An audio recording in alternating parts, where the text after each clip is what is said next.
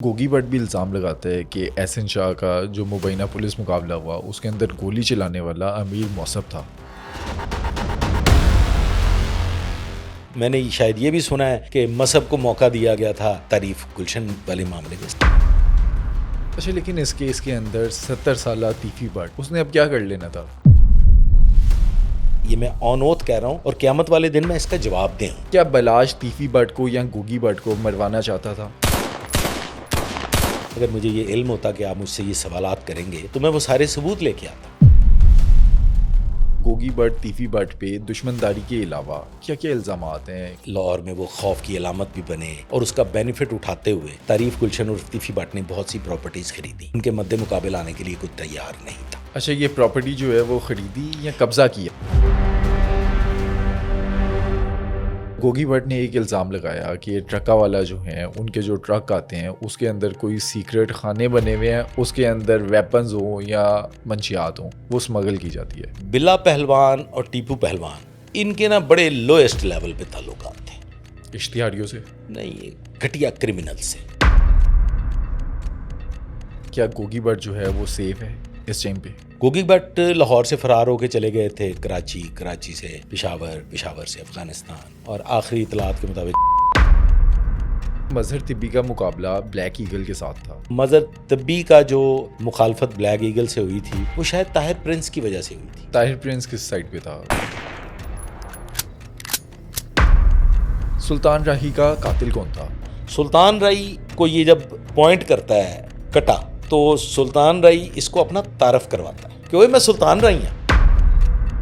دوستو، امیر بلاش قتل سے لے کر تیفی بٹ کے مبینہ پولیس مقابلے تک وہ تمام واقعات جو عام طور پہ لوگ نہیں جانتے وہ آج میں آپ کے سامنے رکھوں گا، اور آخر میں آپ یہ بھی جانیں گے کہ اداکار سلطان راہی کا قاتل کیسے گرفتار ہوتا ہے۔ یہ تمام واقعات اور ان کے حقائق آج کے پوڈ کاسٹ میں آپ جانیں گے ایکس CIA آفیسر ظہیر الدین بابر سے۔ اس پوڈ کاسٹ کو اینڈ تک ضرور دیکھیں اور چینل کو ابھی سبسکرائب کریں۔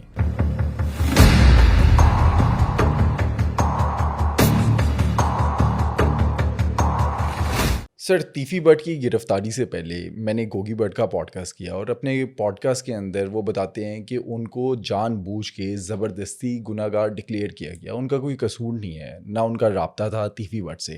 ایک پولیس والے پہ میاں شفقت کوئی ہیں، ان پہ الزام بھی وہ کافی لگاتے ہیں۔ آج کے پوڈ کاسٹ میں سوچ ڈیجیٹل کی آڈینس کے لیے سچی باتیں ہم کریں گے۔ وہ جو انہوں نے باتیں کی، کیا جان بوجھ کے کسی ایسی انٹینشن سے ان کا نام دیا گیا تھا؟ گزارش اس طرح سے ہے کہ گوگی بٹ کی شخصیت کسی سے ڈھکی چھپی نہیں ہے۔ گوگی بٹ نے یہ الزام عائد کیا کہ ان کا تعریف گلشن عرف تیفی بٹ سے کوئی تعلق نہیں ہے۔ 4 سال سے نہیں تھا۔ جی، یہ ایسی مضحکہ خیز بات ہے کہ جس پہ کوئی بھی پولیس آفیسر یقین نہیں کر سکتا، چونکہ جو ان کا تعریف گلشن تیفی بٹ سے تعلق ہے وہ اسٹیبلشڈ تعلق ہے، اور ان کا جو ایک محبت کا رشتہ ہے وہ بھی اسٹیبلشڈ ہے۔ گوگی بٹ تعریف گلشن کو اپنا باپ سمجھتے ہیں۔ وہ بکھلا گئے، وہ گھبرا گئے۔ ان پہ جو الزامات ہیں وہ کیٹیگوریکلی پروو ہوئے۔ یہ ثابت ہوا کہ وہ بالاج مرڈر کیس میں آلدو فزیکلی انوالو نہیں تھے، لیکن اس ساری کی ساری کنسپریسی کے ماسٹر مائنڈ کے ساتھ رابطے میں تھے۔ بہت سے ایسے رابطے اسٹیبلش ہوئے کہ جو جھٹلائے نہیں جا سکتے۔ گوگی بٹ صاحب کا اس بات سے انکار کرنا کہ میرا تعریف گلشن سے کوئی رابطہ نہیں تھا، میں 4 سال سے ان سے قطع تعلق تھا، اس کو میں بالکل نگیٹ کرتا ہوں۔ یہ غلط بات ہے۔ ان کا رابطہ تھا، ان کا رابطہ منقطع ہو ہی نہیں سکتا۔ ہر معاملے میں خواہ وہ طاہر پرنس کا واقعہ ہو جس میں طاہر پرنس پہ اٹیک ہوا، اس میں 6-7 لوگ مرڈر ہو گئے، طاہر پرنس بچ گیا تھا، خواہ اس کے بعد کے واقعات ہوں، خواہ ایوان عدل کے متعلقہ واقعات ہوں یا دیگر مرڈر کیسز۔ اگر آپ ٹیپو پہلوان کے مرڈر کو لیں، اگر آپ بلا پہلوان کے مرڈر کو لیں، تو کوئی ایک مرڈر بھی ایسا نہیں ہے جس میں تعریف گلشن عرف تیفی بٹ اور گوگی بٹ اپنی شمولیت سے انکار کر سکیں۔ تو بری کیسے ہو جاتے ہیں؟ ہر کیس میں بری ہوئے ہیں۔ 109 ایک ایسی سیکشن ہے جس کو ثابت کرنا بہت مشکل کام ہے. اچھا لیکن لگانا بھی تو اتنی آسان ہے. لگانا آسان ہے. ہم حالات و واقعات کو دیکھتے ہوئے جو سرکمسٹانسز ہوتے ہیں ان کو مد نظر رکھتے ہوئے الزام تو لگا دیتے ہیں, کیونکہ پولیس والے کو تو پتہ چل جاتا ہے. میں مطلب یہ میں ببانگ دہل یہ بات کہنے کے لیے تیار ہوں کہ پولیس آفیسر جب بھی کسی کرائم سین پہ جاتا ہے تو جو پولیس آفیسر ہے اس کو کرائم سین دیکھنے کے فوراً بعد بہت سی چیزوں کا علم ہو جاتا ہے. تمام تر جو انسیڈنٹس ہیں ان میں پولیس آفیسرز کو یہ پتہ چل گیا تھا, یہ علم تھا کہ یہ لوگ جو ہیں یہ اس کی پشت پناہی کرنے والے ہیں. یہ کانسپریسیز کا بھی پہلے سے پتہ چل جاتا تھا کہ فلاں شخص جو ہے وہ فلاں کا تھڑا پلان کر رہا ہے. اچھا امیر بلاج کیس کے اندر تیفی بٹ کا پتہ چل گیا کہ اس نے 100% پلان کیا, وہ اس کے اندر ہے, جی 100%. پولیس مقابلہ بھی ہو گیا مبینہ طور پہ. گوگی بٹ کا اس قتل سے لینا دینا یا انٹینشن تھی؟ 110% تھی. گوگی بٹ اس سے اپنے آپ کو نکال نہیں سکتے. اگر آپ تھوڑا سا غور کریں, بالاج نے اگر کوئی اٹیمپٹس کی ہیں چھوٹی موٹی سے ہی, کوئی ایسے اوچھی اٹیمپٹ ہی اگر ہوئی فائرنگ کی ہے تو گھروں کے کس پہ باہر؟ ہوئی؟ دونوں پہ ہوئی ہیں. نہیں,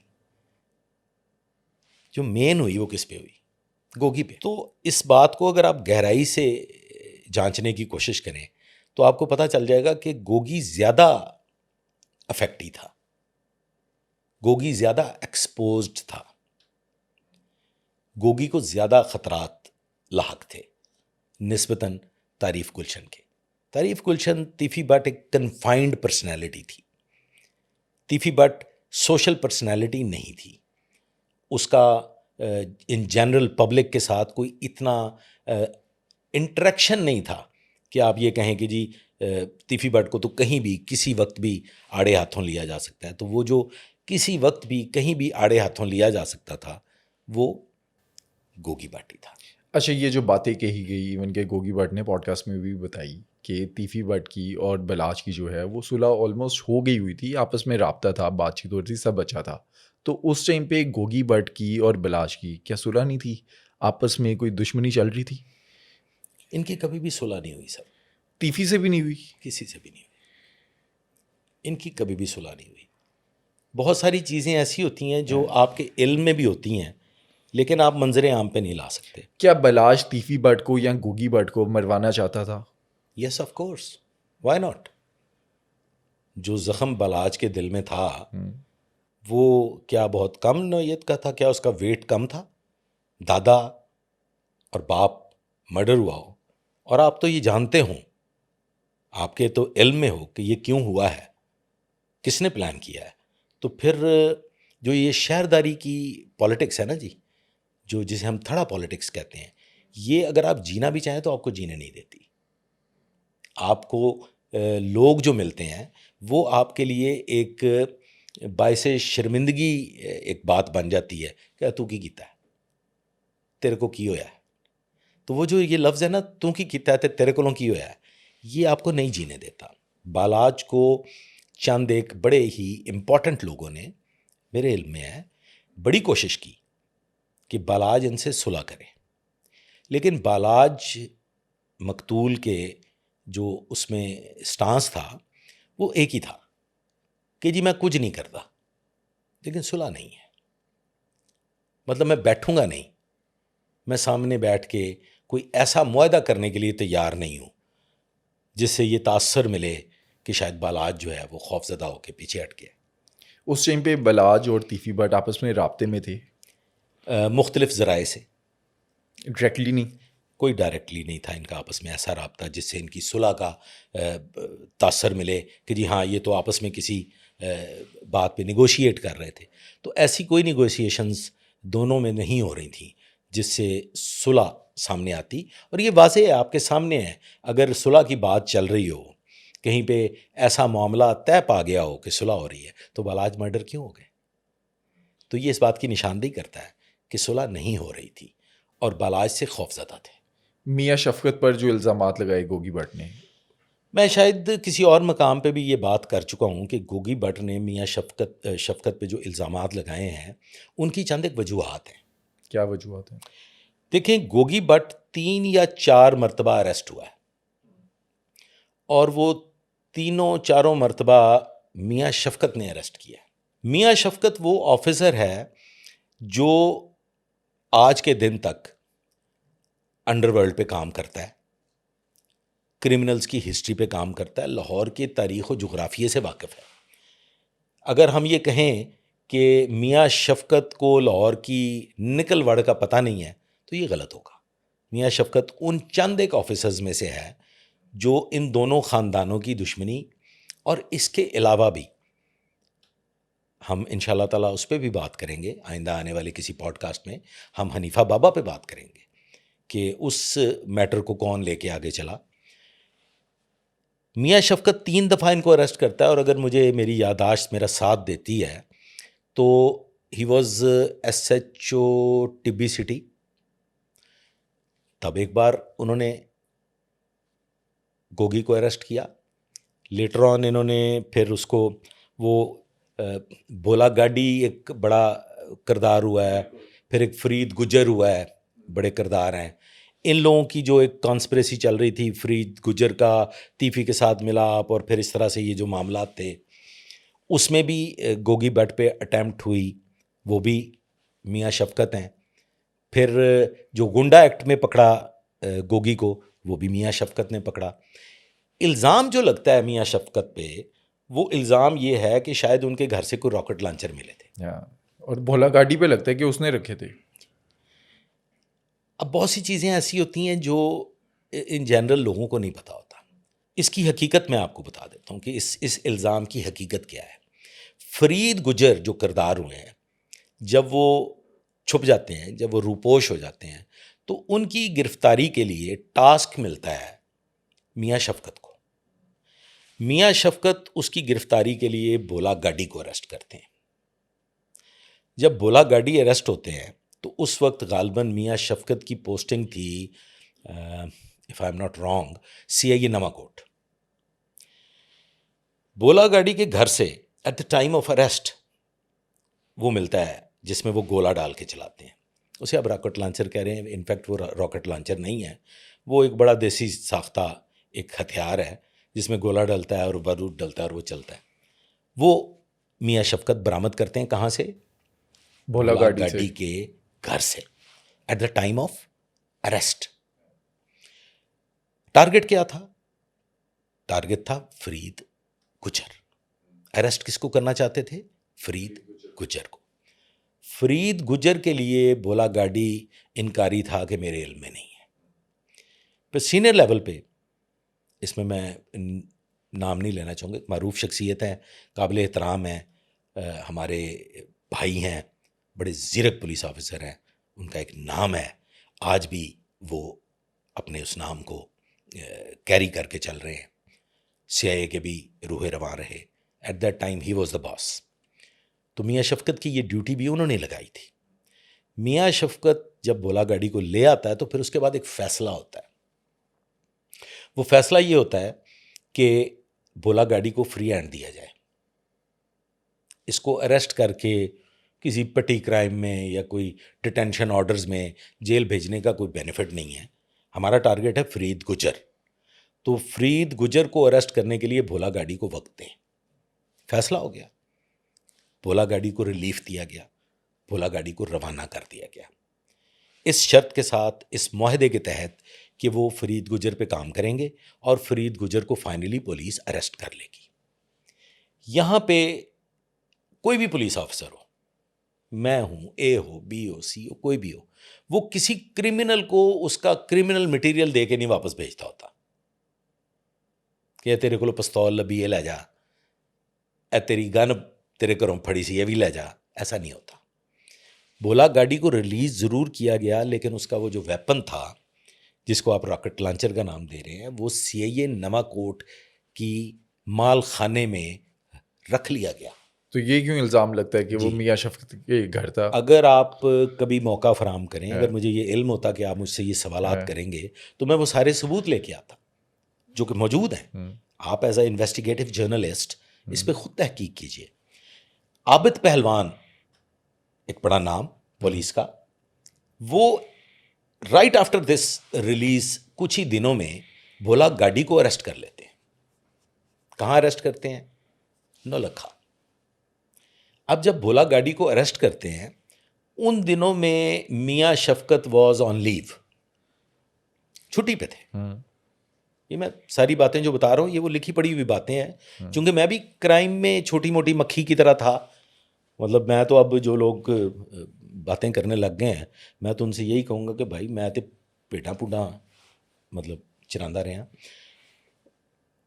میرے علم میں یہ ساری باتیں, میرے علم میں اور بھی بہت کچھ ہے. بہت سی پردہ پوش شخصیات ہیں بڑی, وہ کہتے ہیں کچھ تو ہے جس کی پردہ داری ہے, تو وہ پردہ داریاں اجازت نہیں دیتی کہ لب کشائی کی جائے. خیر اینی ویز بھولا گاڑی اریسٹ ہوتے ہیں نولکھا میں, اور عابد پہلوان ان کو اریسٹ کرتے ہیں. یہ جو ویپن آف, یہ جو ایک تنقید طلب میٹر بنا ہوا ہے, یہ راکٹ لانچر نہیں ہے, یہ وہ جس میں گولہ ڈال کے چلاتے ہیں, یہ وہ ہے. وہ CIA نواں کوٹ کے مالخانے میں محفوظ ہے, جو کہ کسی بھی کرمنل کو شرائط پہ ریلیز کرنے کے بعد کہ آپ کو اس شرط پہ بھیجا جا رہا ہے کہ آپ فرید گجر کو پکڑوائیں گے تو اس کے حوالے نہیں کیا جا سکتا تھا. It was an illegal weapon. Abid Pehlwan نے فون کیا میاں شفقت کو کہ میاں صاحب وہ آپ نے گاڑی کو پکڑا تھا. انہوں نے کہا جی بالکل پکڑا تھا. تو انہوں گاڑی تے اسی پرچا پرچا دین لگے ہیں تے او تواڈے کول پیا ہے ਇਹਦਾ کچھ سامان. انہوں نے کہا یار میں تے چھٹی تے ہاں, محرر نو میں فون کر دینا. وہ محرر بھی زندہ ہے, وہ CIA بھی قائم ہے, وہ ادارہ سب کچھ موجود ہے, نولکھا تھانہ بھی موجود ہے, کوئی چیز لاہور سے وینش نہیں ہوئی. عابد پہلوان کا اہلکار جاتا ہے CIA نواں کوٹ, وہاں سے وہ ویپنس, وہ جو چیزیں تھیں وہ لاتا ہے, اور پھر وہ چونکہ ریلیٹڈ تھیں اس سے بھولا گاڑی سے, تو وہ بھولا گاڑی پہ اس کی FIR باقاعدہ لکھی پڑی FIR ہے. دیکھیں سر, کوئی بھی پولیس آفیسر نا, میں تو اسے تسلیم نہیں کرتا, آپ مان لیں تو میں اس سے انکاری بھی نہیں ہوں, کہ اگر وہ کہیں کرائم کے ساتھ اس کا کوئی ریلیشن نکل آئے نا, آج نہیں ہمیشہ سے, اگر وہ کرمنل کا پروٹیکٹر ہو, اگر وہ کرائم کا حصہ ہو, تو کسی زمانے میں بھی اسے معافی نہیں ملی, کبھی بھی اسے معاف نہیں کیا گیا. یہ ممکنات میں سے نہیں ہے. اگر میاں شفقت کے پارٹ پہ یہ نیگلیجنس ہوتی, اگر میاں شفقت کے پارٹ پہ یہ کرائم ہوتا کہ انہوں نے کوئی چیز اپنے پاس رکھ لی تھی اور وہ کوئی غیر قانونی طور پہ رکھ لی تھی, تو اس وقت کم از کم اگر کچھ کم سے کم بھی ہوتا تو میاں شفقت کے اگینسٹ ایک عدد ڈپارٹمنٹل انکوائری ہو جانی تھی. اس کیس میں ایسا کچھ نہیں ہوا سر. ہوتا کیوں؟ جبکہ کمانڈنگ اتھارٹی جو ہے, جو آپ کی کمانڈ ہے, جو آپ کا سینئر باس ہے, اس کے علم میں ہے کہ بھولا گاڑی سے یہ ویپنز ریکور ہوئے ہیں, اور بھولا گاڑی کو کچھ دنوں کا ٹائم دے کے باہر بھجوایا گیا ہے. بھولا گاڑی نے چند دنوں میں آپ کے پاس ایک سالڈ کانکریٹ انفارمیشن لے کے آنی ہے, اور پھر اس انفارمیشن پہ کام کرتے ہوئے ہم نے فرید گجر کو اریسٹ کرنا ہے. تو وہ ویپنز CIA نواں کوٹ کے مال خانے میں موجود ہے, جہاں پہ ویپنز ہوتے ہیں, اور وہاں سے باقاعدہ طور پہ وہ عابد پہلوان صاحب کا جو سبارڈینیٹ ہے, وہ تھانے دار تھا غالباً, وہ جا کے لے کے آیا, اور پھر اس کا بھولا گاڑی پہ FIR لانچ ہوئی. اگر یہ بات اتنی ہی مشکوک تھی جیسے کہ اس کو مشکوک بنا کے گوگی صاحب نے بیان کیا ہے, تو پھر جناب میاں شفقت صاحب آج DSP چونگ نہ ہوتے. اچھا, یہ جو گوگی بٹ تیفی بٹ پہ دشمن داری کے علاوہ کیا کیا الزامات ہیں کرائم کے حوالے سے اگر بات کریں؟ سر دیکھیں, ان پہ دشمن داری کے ہی الزامات ہیں. یہ کوئی گینگسٹر یا کرمنلز تو نہیں ہیں پھر اس دشمن حوالے داری کے سے علاوہ؟ جی, آپ گینگسٹر کسے کہتے ہیں؟ پہلے تو گینگسٹر کی تعریف کا علم ہونا چاہیے. جو اپنے ذاتی معاملات میں, اپنی دشمنیوں میں قتل و غارت کروائیں یا قتل و غارت کے لیے لوگوں کا استعمال کریں, تو وہ پھر گینگ ہی ہو جاتا ہے. میں اس کو گینگ وار نہیں کہتا. بیسیکلی گینگ وار وہ ہوتی ہے کہ جہاں پہ آپ کے جو جرائم, جن جرائم میں آپ ملوث ہیں, ان جرائم کو لے کے تنازعات کھڑے ہو جائیں. آپ کسی علاقہ میں نارکوٹکس کے پیڈلر ہیں, آپ کہیں پہ کوئی اور اس طرح کا کرائم کر رہے ہیں, آپ کسی ایک ایریا سے بھتہ وصول کر رہے ہیں, تو اس پہ اگر آپ کی کوئی اور رائیولری کسی ایسے گروپ سے ہو جاتی ہے جو بھی وہی کام کرتے ہیں, تو پھر تو آپ اسے گینگ وار کا نام دے سکتے ہیں. تو بیسیکلی یہ بڑی ہی چھوٹی سی وجہ پہ دونوں خاندانوں کی دشمنی پیدا ہوئی ہے. تعریف گلشن اور طیفی بٹ نے بہت جائیداد بنائی, بہت پیسہ کمایا پراپرٹیز خرید کے, اور یہ جو قتل ہوئے ہیں, یہ جس میں بلا پہلوان, ٹیپو پہلوان, ان قتلوں کے بعد تعریف گلشن عرف طیفی بٹ کو واقعی ایک بہت بڑا مقام ملا. لاہور میں وہ خوف کی علامت بھی بنے, ایک طاقتور شخصیت کے طور پہ ابھرے, اور اس کا بینیفٹ اٹھاتے ہوئے تعریف گلشن عرف طیفی بٹ نے بہت سی پراپرٹیز خریدی. ان کے مد مقابل آنے کے لیے کوئی تیار نہیں تھا. اچھا, یہ پراپرٹی جو ہے وہ خریدی یا قبضہ کیا؟ نہیں سر, یہ نا میں نے اس میں اب کچھ لوگ ایسے بھی بات کر دیتے ہیں کہ جی پتہ نہیں تسی طیفی نہ رل گئے ہو, تو میں پولیس نہ رل گیا. میں اپنے ڈپارٹمنٹ کا حلالی ممبر ہوں اور اپنے ڈپارٹمنٹ کا نمک کھاتا ہوں. میں نہ طیفی بٹ کے گروپ کا ہوں, نہ میں بلاج گروپ کا ہوں, نہ ہی میں کسی اور گروپ کا ہوں, میں پولیس گروپ کا ہوں. طیفی بٹ پراپرٹی خریدتا تھا. اب آپ اس کو خریداری کیسے کہتے ہیں کہ اگر آپ کو ایک چیز 1 روپے کی ملتی ہے تو تعریف گلشن اور طیفی بٹ کو وہ اپنی اس پاور کے ضمن میں وہ 4 آنے کی مل جاتی تھی. اور تعریف گلشن اور طیفی بٹ وہ پراپرٹیز خریدتے تھے جن کے پھٹے چل رہے ہوتے تھے, جو خاندانوں کے درمیان وجہ تنازع بن چکی ہوتی تھی, جس میں عدالتوں میں فیصلے نہیں ہو پاتے تھے. اور پھر ایسی پراپرٹیز جو کوئی ایک بیچنا چاہتا تھا دوسرا نہیں بیچنے دیتا تھا, اس پراپرٹی میں یہ قدم رکھتے تھے اور پھر یہ کہتے تھے کہ جی ٹھیک ہے سانو بیچ دیو. اور پھر جب یہ خرید لیتے تھے اور یہ دوسری پارٹی کو بتا دیتے تھے کہ یہ کہ ہماری یہ تو اب ہم نے خرید لی ہے, تو وہ پھر جو ان کا حصہ بنتا تھا وہ لے کے السلام علیکم کہہ کے چلے جاتے تھے. تو اس حوالے سے نہ تو تعریف گلشن فیملی نہ ہی بلا ٹرکا والا فیملی, دونوں فیملیز کے کریڈٹ پہ کوئی ایسا کرائم, کوئی ڈکیتیاں, کوئی بتہ خوری, یا آپ اگر یہ کہیں کہ کوئی مطلب اس طرح کے جو کرائم جنہیں ہم جرم کی دنیا کہتے ہیں, وہ قتل و غارت کے علاوہ نہیں پائے جاتے.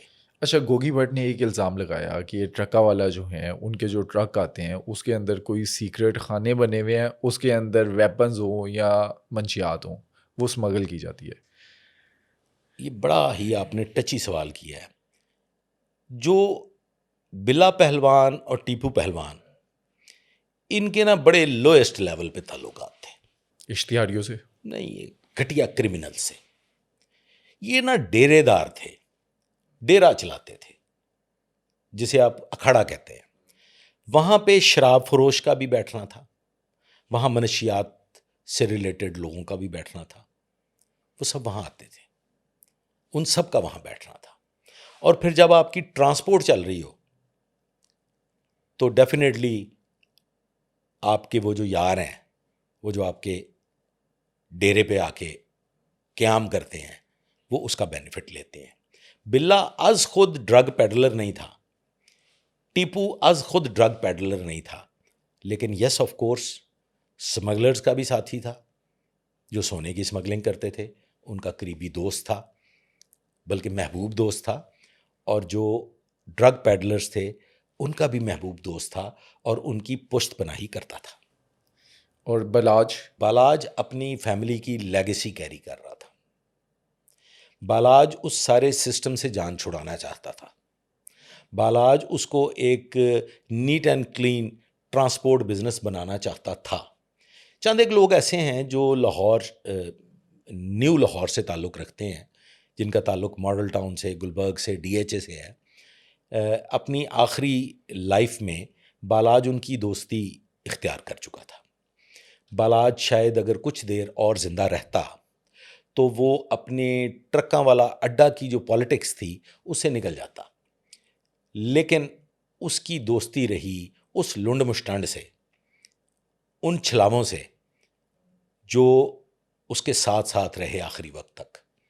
اور وہ اسی ہی تھڑے کی سیاست کے باعث, اس اپنی سوشل میڈیا لائف کے باعث وہ جو میں اس کو کہتا ہوں لنڈ مشٹانڈ پارٹی، وہ جو لنڈ مشٹانڈ پارٹی کا ساتھ اس نے نہیں چھوڑا اور لنڈ مشٹانڈ نے اس کا ساتھ نہیں چھوڑا، وہ اس کو مروا گیا، جس میں اہم کردار ادا کیا احسن شاہ نے. احسن شاہ نے. احسن شاہ نے جو پولیس کے سامنے بیان دیا، کیونکہ عدالت میں تو بیان آیا نہیں، میڈیا کے سامنے بیان آیا نہیں، پولیس کے سامنے اس نے کیا کلیئر بیان دیا؟ تیفی بٹ نے کیا اسے پیسے دیے تھے؟ کس وجہ سے اس نے مخبریاں کی؟ پولیس پہ الزام ہمیشہ سے لگتے چلے آئے ہیں اور آئندہ بھی لگتے رہیں گے. یہ مبینہ انکاؤنٹر کیوں ہوا اور اس پہ شکوک و شبہات کیوں جنم لیے، آپ کو شاید اس بات کا علم نہیں ہے، اور میں دعوے دار ہوں کہ احسن شاہ منظر عام پہ کیسے آیا. اس پہ پولیس کی بڑی محنت شامل ہے. اس تفتیش کو لے کے پھلروان صاحب نے اور ان کی ٹیم، علی بٹ اور ایک دو جو لوگ اور ہیں، شکیل بٹ. آپ وہ شکیل بٹ کا نام بار بار آتا ہے. یس آف کورس شکیل بٹ چونکہ اس خاندان کے بارے میں بہت کچھ جانتا تھا تو اس نے پولیس کے ساتھ بددیانتی نہیں کی. اس کے علم میں جو کچھ تھا وہ جب بھی پوچھا گیا اور اس کو کوئی ٹاسک دیا گیا کہ شکیل آپ نے یہ کام کرنا ہے تو اس نے کیا. تو اس کی روح رواں تھے علی بٹ. اس وقت یہ OCU تھا اور علی بٹ کو یہ ٹاسک ملا تھا کہ آپ نے یہ تفتیش کرنی ہے. وہ اس کی تفتیش کر رہے تھے. احسن شاہ منظر عام پہ کیسے آیا؟ احسن شاہ روز اول سے اس بات سے انکار کر رہا تھا کہ میں تو اس کا پارٹ ہی نہیں ہوں، اور وہ اسٹیبلش کر چکا تھا. اسٹیبلش فیکٹ تھا کہ وہ بیرون ملک تھا، عمرہ کی ادائیگی کے لیے گیا ہوا تھا، اور جب وہ پاکستان واپس پہنچتا ہے تو اس کو فائر لگ جاتا ہے. اس فائر کو بھی اس نے ایک ڈرامائی تشکیل دی کہ جی شاید یہ فائر مجھے دشمنوں نے مار دیا، مجھ پہ بھی فائرنگ ہو گئی ہے، میں بھی زخمی ہو گیا ہوں. آپ کے علم میں آیا یہ بات؟ نہیں، مجھے نہیں پتا وہ فائرنگ کب ہوتی ہے، وہ کہاں لگتی ہے؟ احسن شاہ اپنے گھر میں موجود ہے. اس کا سیکیورٹی گارڈ ویپن ہینڈلنگ میں تھوڑی سی مس ہینڈلنگ کرتا ہے اور احسن شاہ کے پاؤں میں فائر لگ جاتا ہے. اس فائر کو کیری کر کے احسن شاہ نے بہت ڈرامہ رچایا کہ جی مجھ پہ بھی فائرنگ ہو گئی ہے. جب احسن شاہ کو اریسٹ کیا جاتا ہے، علی بٹ جب ان کو اریسٹ کر کے لے کے آتے ہیں تو اس کے پیچھے بہت بڑی ایک لمبی چوڑی کہانی ہے، ایک بڑی لمبی داستان ہے. وہ داستان ایسے ہے کہ اس کام کو کرتے ہوئے جب تعریف گلشن پہ کام ہو رہا ہے اور تعریف گلشن کے تمام شواہد اکٹھے کیے جا رہے ہیں کہ یہ کیسے کب پلان ہوا، اور پھر فائنلی اس پلان کو جب عملی جامہ پہنایا گیا تو کن کن لوگوں سے رابطہ تھا، سمجھ رہے ہیں نا جی؟ آپ کو یہ تو پتہ چل گیا ہوگا کہ ویپن کہاں سے ہینڈ اوور ہوئے، وہ جو شوٹرز تھے وہ کہاں سے روانہ ہوئے. وہ مالشیا کی حد تک تو آپ کے علم میں آ گیا ہوگا ایسے ہی ہے. کہ وہ مالشیا تھا اور وہ ساری کہانی. لیکن اس کے پس پشت جو کانسپریسی ڈیولپ ہوئی ہے، جو یہ سارا پلان ہوا ہے، یہ جو ردیف و قافیہ ملایا گیا ہے، یہ سٹوری اس طرح سے ہے کہ ایک اگی جگہ ہے. اگی سنا ہوا ہے آپ نے؟ علاقہ خیر ہے. اگی کے مقام پہ ملاقاتیں ہوتی ہیں کس کس کی؟ تعریف گلشن اور تیفی بٹ اور احسن شاہ کی. اچھا. یہ مرڈر سے پہلے کی ساری داستان ہے. اور یہ تیفی بٹ جو ہے اپروچ کرتے ہیں احسن شاہ کو. احسن شاہ کو اس نے بائے کر لیا ہوا. اب آپ پوچھئے کہ کیوں بائے کر لیا ہوا؟ کیوں کیا تھا؟ دیکھیں، احسن شاہ سٹی اندرون شہر کا ایک بے تاج بادشاہ بننا چاہتا تھا. اس کے لیے وہ مسلسل کوشاں تھا. بالاج کے اتنا قریب آ چکا تھا کہ اگر بالاج رستے سے ہٹ جاتا تو پھر اس کے بعد اس فیملی کے لیے ایک ہی شخص تھا اور وہ تھا احسن شاہ. احسن شاہ جو ہے وہ بالاج کی جگہ پہ وہ بیٹھنا چاہتا بالاج تھا. کا as a manager, as a آپ اس کو یہ کہہ لیں کہ ایز اے چیف آرگنائزر کام کرتا، کیونکہ مصعب اور امیر فتح یہ دونوں بیرون ملک تعلیمات کا معاملہ، لاہور میں جگہ دیکھ رہے ہیں، مال روڈ پہ اپنا چیمبر بنانے کے خواہش مند ہیں، اور بالاج ان کو سپورٹ کر رہا ہے. بالاج چاہتا تھا کہ یہ ایک لائرز کا باقاعدہ ایک چیمبر بن جائے اور یہ اپنی زندگی کو ایسے شروع کر لیں. لہٰذا ان کا بزنس سے کوئی ریلیشن نہیں تھا. آخری وقت تک سر مصعب کو اور فتح کو بالاج کے مرڈر تک بھی بہت سی چیزوں کا علم نہیں تھا کہ ہماری جو ماں باپ کے سارے معاملات دادا کے چل رہے ہیں اور یہ جو بالاج مرڈر ہو گیا یہ کب کیسے کیوں سارا سین کریٹ ہوا ہے. تو یہ ساری کی ساری سٹوری بریک ہوتی ہے ایک ٹیلی فون نمبر سے. وہ کس کا تھا؟ وہ ایک پٹھان کا تھا جو تعریف گلشن کو ٹچ کرتا تھا. لطیفی بٹ کے ساتھ ریلیٹڈ تھا. یہاں سے پولیس کی ٹیمیں جاتی ہیں CIA اقبال ٹاؤن سے, غالباً اکرم ہے وہ جاتے ہیں, وہ جہاں وہاں پہ اگی, اور اس پٹھان کو اٹھا لیتے ہیں. اب وہ پٹھان لاہور آ جاتا ہے. لاہور آنے کے بعد اس کو یہ لوگ انٹیروگیٹ کرتے ہیں. جب اسے انٹیروگیٹ کرتے ہیں تو وہ کچھ نہیں بتاتا, لیکن فائنلی وہ یہ بتا دیتا ہے کہ جناب یہ تو جو کچھ بھی پلان ہوا ہے یہ میرے گھر پہ ہوا ہے, اور اس میں ایک بالاج کا دوست شامل ہے. اب اس کو بہت سے لوگوں کی تصاویر دکھائی جاتی ہیں کہ کون دوست شامل ہے, لیکن وہ تصویر شناخت نہیں ہوتی. اس مقام پہ شکیل کو بلوایا جاتا ہے. شکیل سے یہ کہا جاتا ہے, شکیل بٹ کو, کہ آپ بالاج کے جتنے بھی دوست ہیں ان سب کی تصویریں لائیں. اچھا, اس ٹائم تک احسن شاہ پہ پولیس کا کوئی شک نہیں ہے؟ ابھی تک احسن شاہ سامنے نہیں آیا. احسن شاہ یہاں سامنے آئے گا, کیونکہ ٹیلی فونک کمیونیکیشن نہیں تھی, کوئی اسٹیبلشڈ ایویڈنس ایسی نہیں تھی جس سے احسن شاہ کا جو یہ سارا کردار ہے یہ سامنے آ سکے. تو یہاں پہ وہ 20-22 کے قریب تصویریں آتی ہیں. وہ جو پٹھان ہے اگی کا, وہ تصویروں میں سے ایک تصویر شناخت کرتا ہے, اور وہ تصویر ہے احسن شاہ کی. یہاں پہ احسن شاہ کو اس کے گھر سے اٹھا لیا جاتا ہے. یہیں پہ یہ پتہ چلتا ہے کہ احسن شاہ کو یہ فائر کہاں سے لگا ہے. وہ حادثتاً اس کے مس ہینڈلنگ سے اس کے سیکیورٹی گارڈ جو تھا اس کے فائر اس کے پاؤں پہ لگا ہوا تھا. وہ زیر علاج تھا, گھر پہ آرام کر رہا تھا. احسن شاہ کو پہلے ویسے انٹروگیٹ کیا جاتا ہے. احسن شاہ کچھ نہیں بتاتا. احسن شاہ کہتا ہے جی میرے ساتھ زیادتی ہو رہی ہے, میں تو خود مظلوم ہوں, میرا بھائیوں جیسا دوست اس دنیا سے چلا گیا ہے, میرے ساتھ تو خود بڑا ظلم ہوا ہے. لیکن پولیس کو پتہ چل چکا تھا, کہانی کھل چکی تھی. تو وہ جو پٹھان ہے وہ سائڈ روم میں بیٹھا ہوا تھا. تو Ali Butt DSP CIA Iqbal town اس کو آواز دیتے ہیں کہ خان صاحب ماڑا باہر آ جاؤ.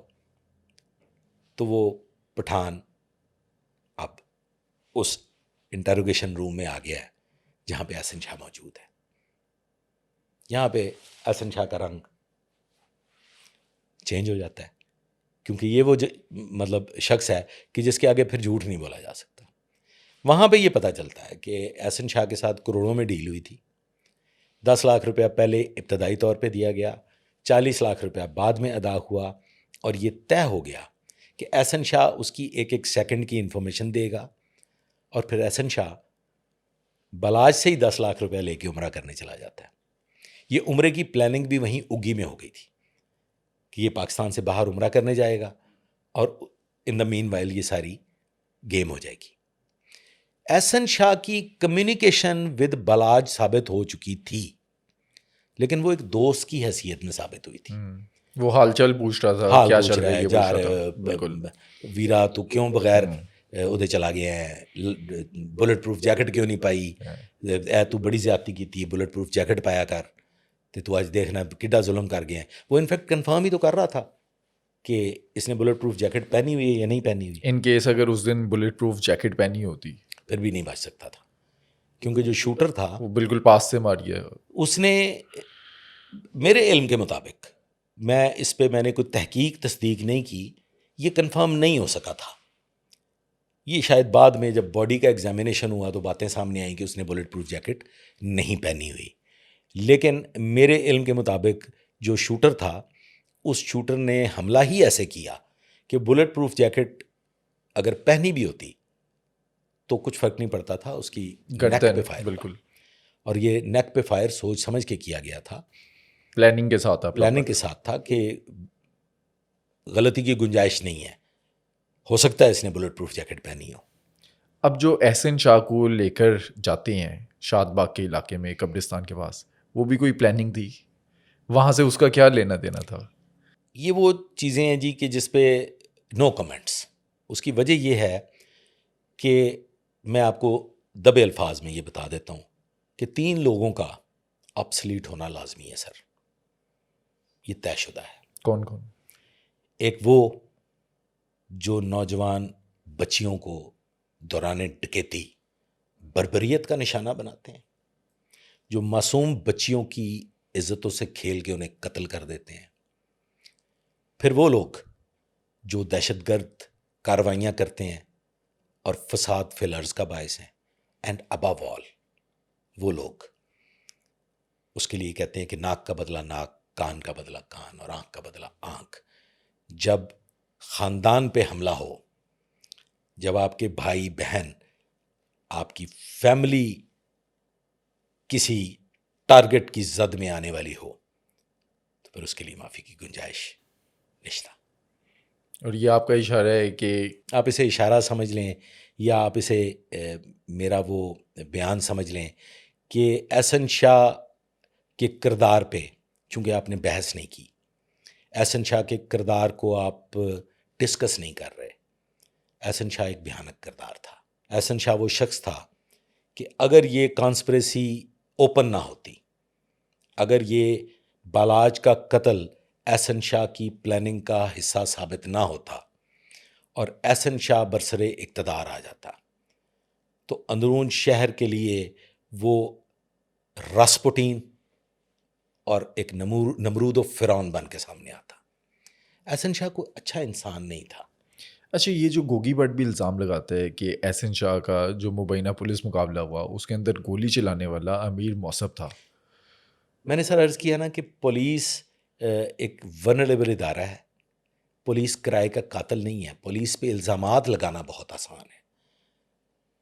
ابھی تو میں نے شاید یہ بھی سنا ہے کہ مذہب کو موقع دیا گیا تھا تعریف گلشن والے معاملے میں. سر دیکھیں، یہ انوت ہے، ایسا کوئی واقعہ نہیں ہے، ایسی کوئی بات موجود نہیں ہے.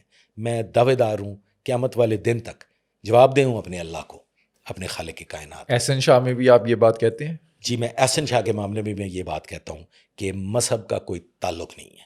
مذہب کے اچھوں کو خبر نہیں ہے کہ کیا واقعہ پیش آیا. یہ میں اونوت کہہ رہا ہوں اور قیامت والے دن میں اس کا جواب دے ہوں.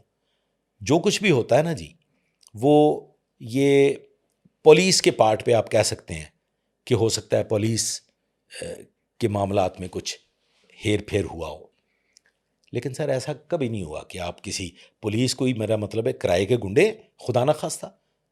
پولیس ایک لا انفورسمنٹ ایجنسی ہے.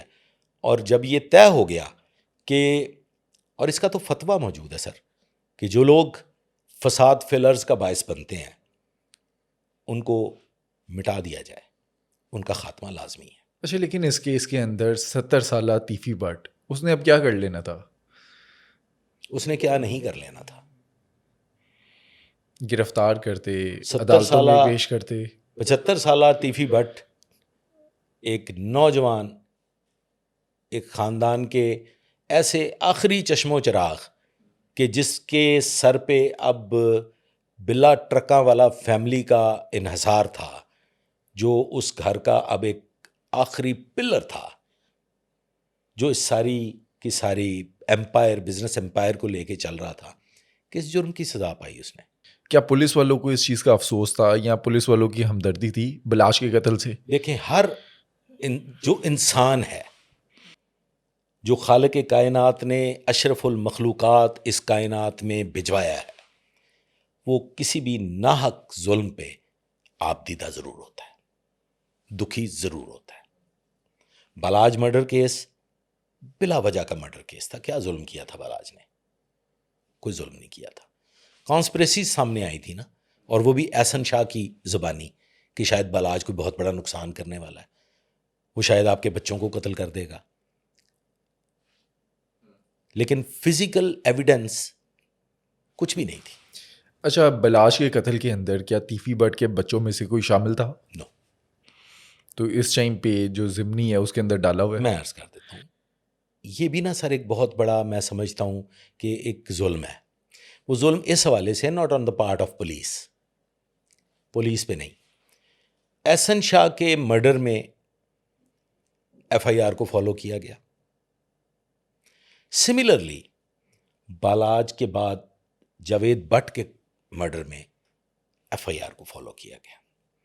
میری نظر سے ایسے بہت سے کیسز گزرے ہیں کہ پولیس نے اصل مجرمان، اصل ملزم بلیک اینڈ وائٹ میں آپ کے سامنے رکھ دی ہیں کہ یہ قاتل ہیں، تو جو مدعی مقدمہ ہے وہ ماننے کے لیے تیار ہی نہیں ہوتے، وہ اس چیز کو اون ہی نہیں کرتے.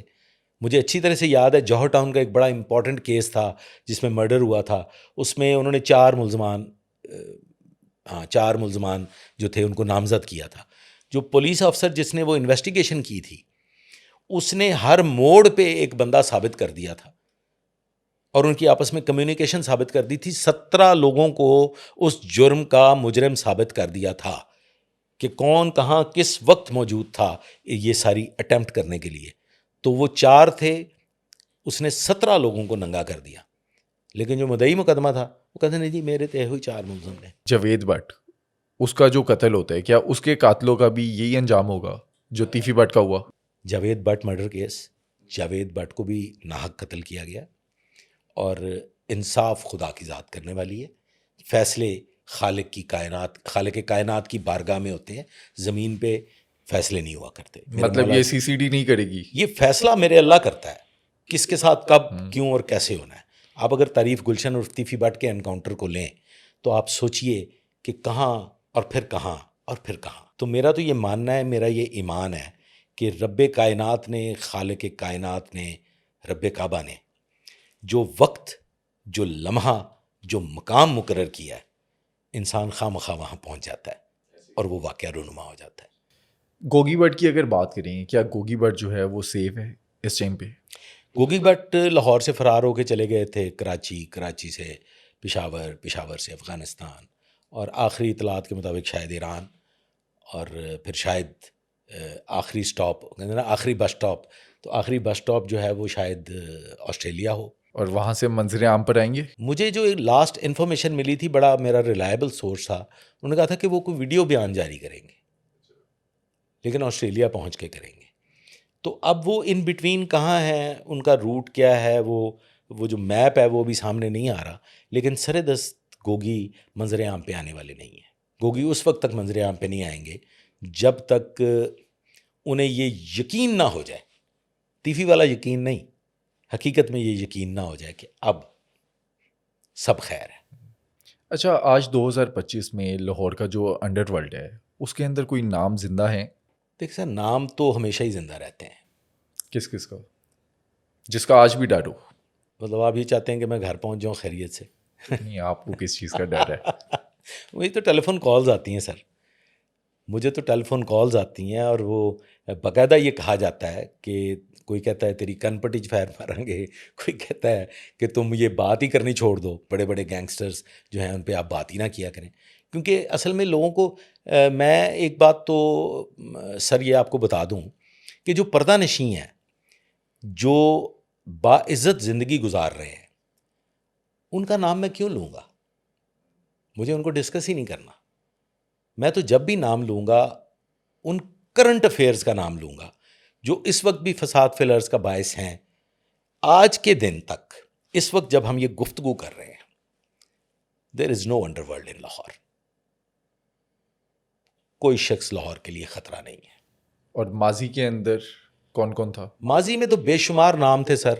ماضی میں تو ایسے ایسے گینگسٹرز ہوئے ہیں جو اب یہاں سے راہ فرار اختیار کر چکے ہیں, جس میں آپ کا لالا شہباز ایمان نہیں تھا, ٹھیک ہے جی, ایک چیمہ تھا ادھر کا, یہ ساندہ والی سائٹ کا, وہ بھی ایک عمران پستول بڑا مشہور ہوا ہے, پھر شادرہ کا عابد خان بڑا مشہور ہوا ہے. تو اگر آپ معمولی سمجھتے ہیں میاں وکی کو اور اس کے بھائی مایا کو, تو وہ بھی کوئی معمولی لوگ نہیں تھے. آج میاں وکی بھی راہ فرار اختیار کر چکا ہے. تو میں یہ سمجھتا ہوں کہ اللہ تعالیٰ قائم رکھے CCD کو. CCD کے وجود سے اولین سطح پہ لاہور اینڈ دوسری سطح پہ پنجاب محفوظ ہے, لوگوں کی عزتیں محفوظ ہیں. میں تو روزانہ جب اللہ کے حضور پیش ہوتا ہوں تو یہ دعا کرتا ہوں کہ یہ اللہ CCD کا قیام جو عمل میں آیا ہے یہ قائم و دائم رہے, بہت سے لوگوں کی عزتیں محفوظ ہیں. بالکل ایسے ہی ہے. پچھلے دنوں آپ نے مظہر طبی پر بات کی, کیا مظہر طبی کا ڈر آج بھی قائم ہے؟ کچھ ایک ایسی چیزیں سامنے آئی ہیں. وہ کون سی ہیں؟ جس میں مظہر طبی کا ایک بھائی ہے جو غلط لیا جا رہا تھا, یہ تھا کہ وہ شاید فوت ہو گیا. مظہر طبی 4 بھائی تھے.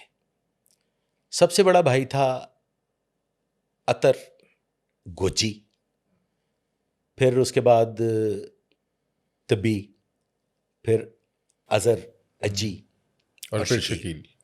یہ جو شکیل ہیں یہ مظہر طبی کے ساتھ انکاؤنٹر میں خالق حقیقی سے جا ملتے ہیں. مظہر طبی بھی انکاؤنٹر میں گزر جاتے ہیں. اظہر عرف اجی کینسر کی وجہ سے انتقال کر جاتے ہیں. عطر گوجی اپنی شناخت تبدیل کر لیتے ہیں. عطر گوجی آج عطر گوجی نہیں ہے. آج کس نام سے ہے؟ آپ انویسٹیگیٹو جرنلسٹ ہیں، یہ آپ کے لیے اب تحقیق کا معاملہ ہے، آپ اس پہ تحقیق کیجئے، آپ کو میں دعوت فکر دے رہا ہوں. عطر گوجی برٹش نیشنل ہیں، وہاں پہ ایک ریسٹورنٹ کے مالک ہیں، اور ان کے وہاں پہ بہت تگڑے لوگوں سے تعلقات ہیں. وہ 5 ماہ پہلے پاکستان آتے ہیں، پاکستان کے ایک معروف ہوٹل میں قیام کرتے ہیں. اس سے قبل بھی وہ پاکستان آئے تھے، لیکن یہ نیوز بریک ہوئی 5 ماہ پہلے کی، اب سے کوئی 1 ماہ پہلے. میں نے مظہر طبی پہ کوئی بات نہیں کی، اور میں کرنا بھی نہیں چاہتا تھا، کیونکہ اس میں بہت سے پردہ نشینوں کے نام ہیں، میں نہیں لینا چاہتا. میرے لیے سب قابل احترام ہے، اور اسپیشلی خواتین جو ہیں وہ میری بہو بیٹیاں ہیں، میری بہنیں ہیں، ان کو تو میں کبھی بھی ڈسکس نہیں کروں گا. مظہر طبی کا جو یہ نام سامنے آیا، یہ نام سامنے آیا پولیس میں ماڈرن ٹیکنالوجی کے حوالے سے، کہ پولیس میں ماڈرن ٹیکنالوجی ٹیکنیکس کب شامل ہوئی ہیں. پہلے تو فیلڈ میں کام ہوتا تھا، ہیئر سے ایویڈنسز، پھر کھوجی ہوا کرتے تھے، پھر نشانات پا، نشانات انگشت جو تھے وہ ان کا کچھ نہ کچھ کام ہوتا تھا. اور یہ جو الیکٹرانک میڈیم کا استعمال پولیس میں آیا ہے، یہ مظہر طبی کی وجہ سے آیا. وہ کیسے؟ وہ ایسے کہ مظہر طبی تب 97 میں اس نے ایک سسٹم ایوالو کیا تھا کال ٹرانسفر. جب یہ اغوا برائے توان کرتے تھے اغوا برائے رانا تاوان ثروت کرنے اور کے لیے، مظہر لوگوں طبی. سے رابطہ کرنے کے لیے وہ لوکلی کال نہیں کرتا تھا کسی کو. اجی واز ان بیلجیم، تو بیلجیم کال جاتی تھی، بیلجیم سے ڈائیورٹ ہو کے لاہور آتی تھی. تو لوگوں کو یہی محسوس ہوتا تھا کہ مظہر طبی از ناٹ ان لاہور، وہ پاکستان میں نہیں ہے. تو اس وقت ہمیں ہمارے جو استاد محترم اللہ پاک انہیں غریق رحمت کرے، مشتاق برگٹ صاحب، انہوں نے کہا کہ جی مجھے ایف ایم ڈیوائسز چاہیے. تو ایف ایم ڈیوائسز جو تھیں وہ اویلیبل نہیں تھی مارکیٹ میں. ہم نے جو سب سے پوچھا، انہوں نے کہا لے آؤ تو کدھروں لبو. ہم نے وہ ایف ایم ڈیوائسز بنوائی ہال روڈ سے. مجھے اب اچھے سے یاد نہیں ہے، لیکن وہ ہم نے 4 یا 5 کے قریب وہ ڈیوائسز بنوائیں. چوئی صاحب کے پاس انفارمیشن بڑی اسٹرانگ ہوا کرتی تھی، اور بڑی 100% انفارمیشن ہوتی تھی. سب سے پہلی ہمیں انفارمیشن ملی ایک گھر کی جو این بلاک فیصل ٹاؤن میں تھا. وہاں سے ہمیں پتہ چلا کہ جناب یہ تو کال ڈائیورشن پہ کام ہو رہا ہے، ڈائیورٹ کال لگی ہوئی ہے، بیلجیم سے پاکستان کال ہوتی ہے. تو پھر چوئی صاحب کی جو انفارمیشن نیٹ ورک تھا، انہوں نے چند ایک جگہوں کا بتایا، چند ایک نام بتائے. ان کے گھروں پہ ہم نے وہ ایف ایم ڈیوائسز لگائیں. اس سے ہوا کیا؟ اس سے ہوا یہ کہ ہم ریڈیو کو ٹیون کرتے تھے ایف ایم پہ، اور باہر بیٹھ کے ان گھروں کی آنے جانے والی کال سنا کرتے تھے. وہاں سے ہمیں پتہ چلا کہ ان کی آپس میں جو گفتگو تھی کہ شاید چند دنوں میں مظہر طبی جو ہے وہ پاکستان سے فرار ہو کے تھائی لینڈ جائے گا. اس کے لیے ہماری بڑی دوڑیں لگی. کبھی ہم تھائی ایئر ویز کی فلائٹ چیک کرنے کے لیے اسلام آباد ہوتے تھے، کبھی ہم کراچی ہوتے تھے. نارملی ٹی جی کی جو فلائٹ تھی وہ کراچی سے ہوتی تھی، تو کراچی جاتے تھے، ہر فلائٹ کو چیک کرتے تھے. بٹ انفارچونیٹلی وہ یہاں لاہور میں چھپا ہوا تھا. عطر گوجی کون شخص ہے؟ عطر گوجی وہ شخص ہے جو احمد نواز کھچی مرڈر میں بھی ہمراہی ملزم ہے مظہر طبی کا. عطر گوجی وہ شخص ہے جو حمید اکرم سب انسپکٹر کی شہادت کا بھی ہمراہی ملزم ہے. ایک ہمارے بلال ایسے ہی مرڈر ہوئے تھے، if I am not wrong, ان کے بھی مرڈر میں وہ شامل ہے. اور اسی طرح سے مظہر طبی کے مختلف جرائم کا وہ حصے دار ہے. اور مظہر طبی کے مبینہ پولیس مقابلے کے بعد کیا وہ ایکٹیو تھا؟ وہ بھاگ گیا.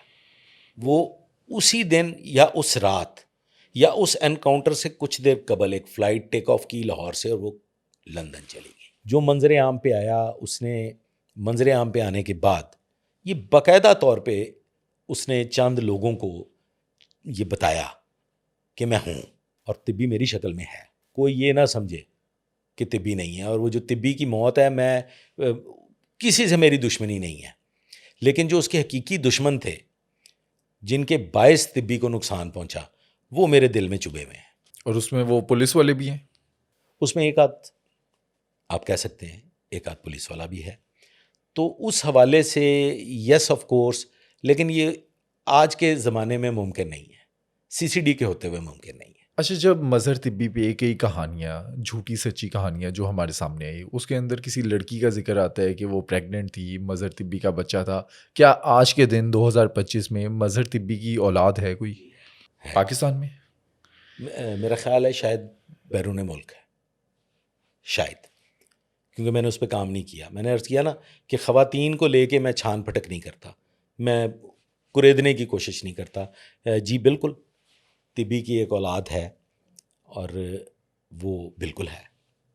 وہ میرا خیال ہے اب جوان ہو چکا ہوگا اور بیرون ملک ہونا چاہیے اسے اصولی طور پہ. اس ٹائم پہ مظہر طبی کا مقابلہ بلیک ایگل کے ساتھ تھا. اب بلیک ایگل جو ہے وہ میں نے ریسنٹلی بھی ایک پوڈ کاسٹ کیا، اس کے اندر ذکر ہوا کہ وہ ایک باغی جماعت تھی. پولیس والوں کے سامنے بلیک ایگل کا کیا امیج تھا؟ پولیس کی نظر میں بلیک ایگل کا امیج ایک اسٹوڈنٹ یونین تھی. بلیک ایگل نے اپنی پوری تاریخ میں، پوری ہسٹری میں کوئی ایکشن پولیس کے اگینسٹ نہیں کیا، ڈکیتی نہیں کی، اغوا برائے تاوان نہیں کیا.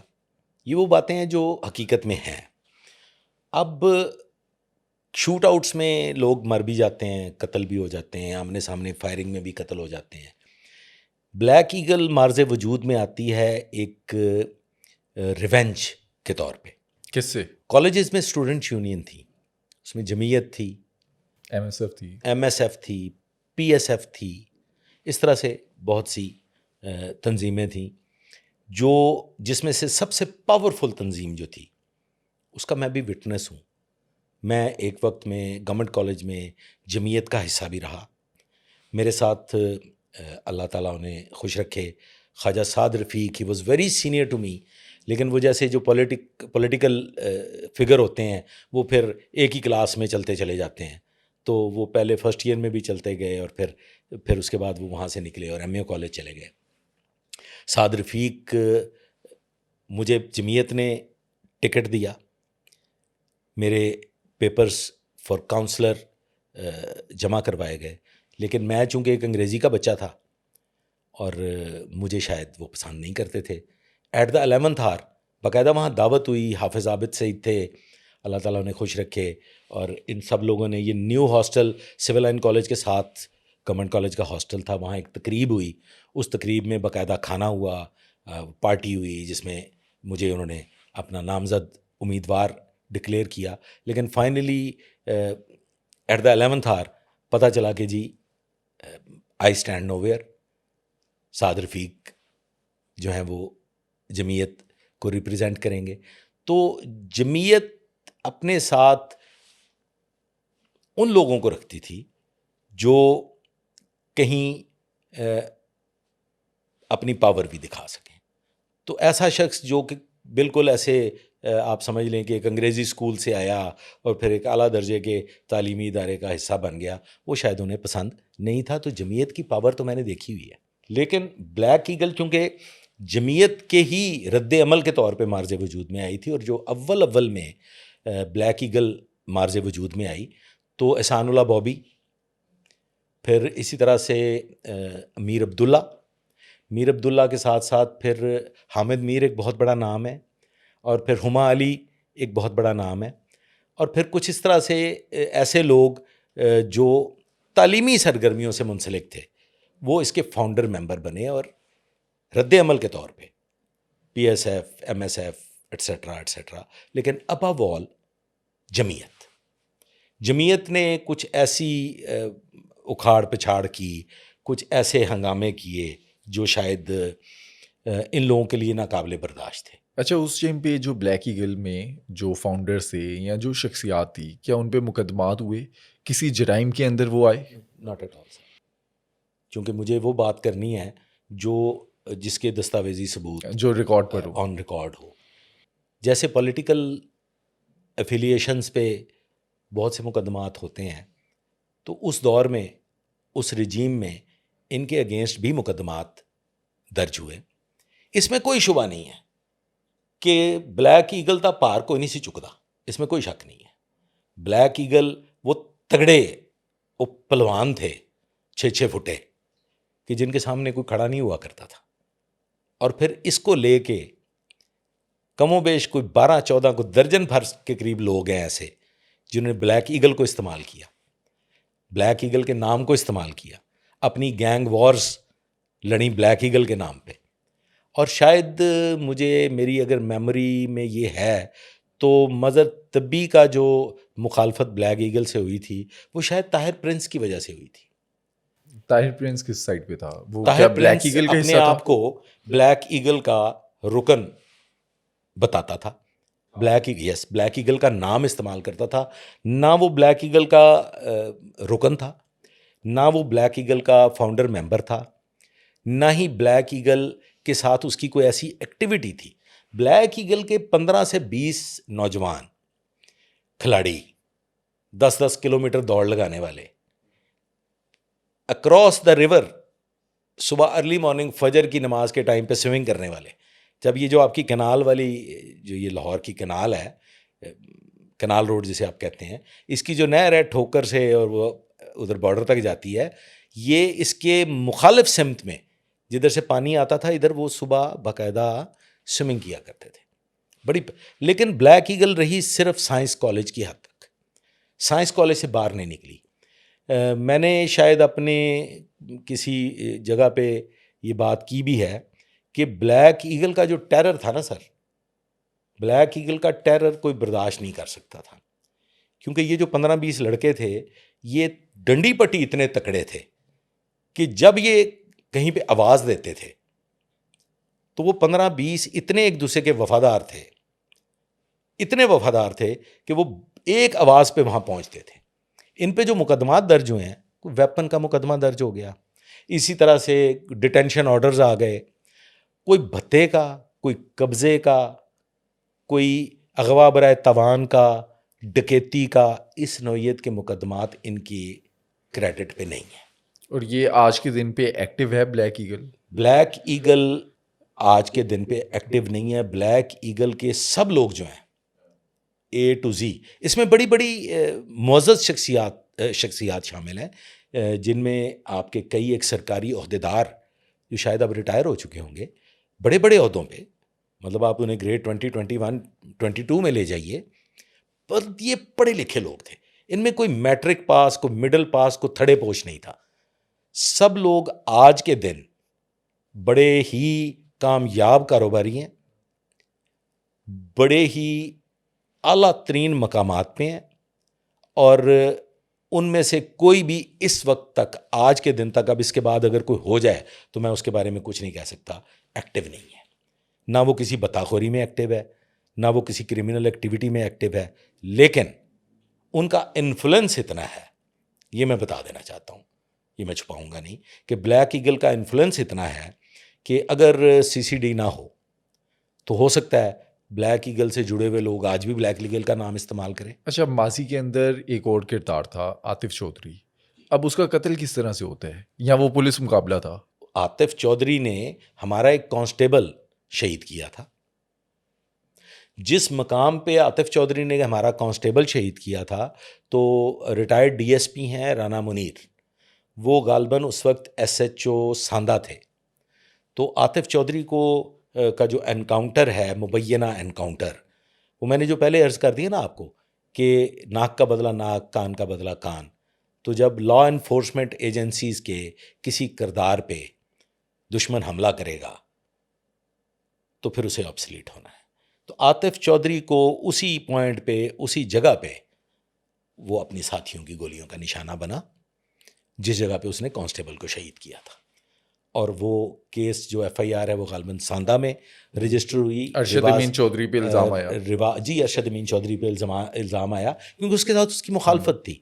تو وہ جو عاطف چودھری ہے وہ رانا منیر تھے اس وقت SHO ساندہ جب یہ سارا واقعہ پیش آیا. عاطف چودھری کا انجام یہی ہونا تھا جو ہوا.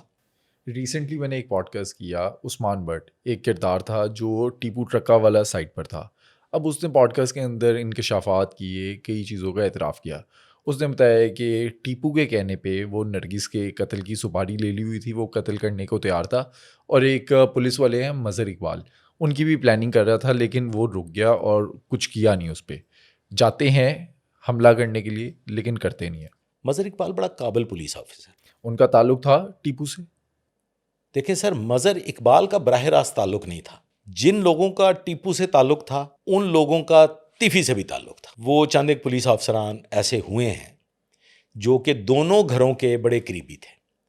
اس میں سر گزارش یہ ہے کہ یہ جو پرانے وقت کی تھڑے کی بدماشی یا اڈا گیری تھی نا جی, اس میں پولیس اپنی انفارمیشن نیٹ ورک کو سٹرونگ کرنے کے لیے, اپنی معلومات کے نیٹ ورک کو سٹرونگ کرنے کے لیے اسی قسم کے لوگوں سے تعلقات رکھتے تھے.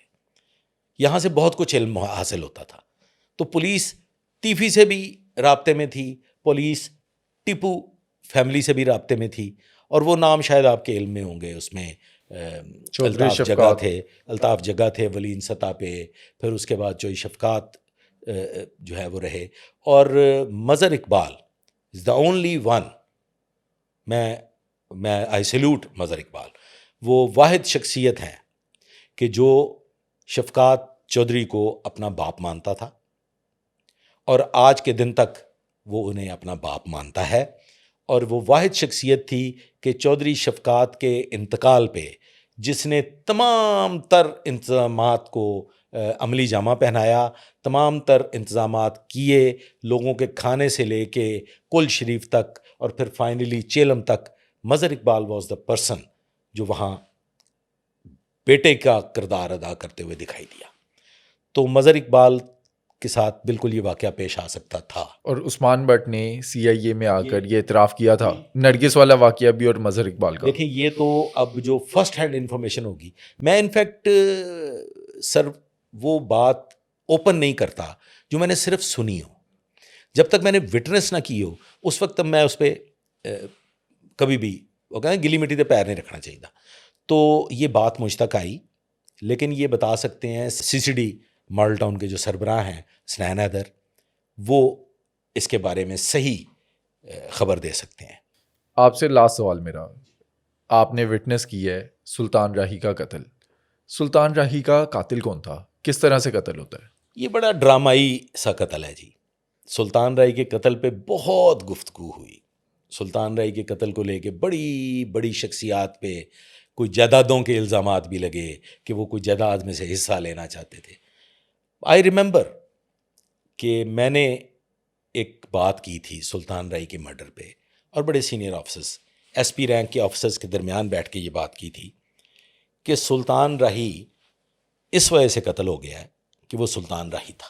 وہ کیسے؟ سلطان راہی کا جو نام ہے نا جی, وہ جو ہماری لوئر کلاس ہے, جسے ہم کہہ سکتے ہیں کہ جی وہ چھری لے کے قتل کرنے والے یا چھری لے کے ڈکیتی کرنے والے, یا آپ یہ سمجھ لیں وہ جو 12 بور کی کاربائن ہوتی ہے جسے ہم کٹا کہتے ہیں, تو وہ جو کٹا لیول کے ڈاکو پنڈوں کے رہنے والے, ان کے لیے سلطان راہی کا جو کردار ہے وہ ہے گنڈاسا لے کے نکلنے والا, اور 100 گولیاں لگ جانے کے باوجود کئی قتل کر دینے والا.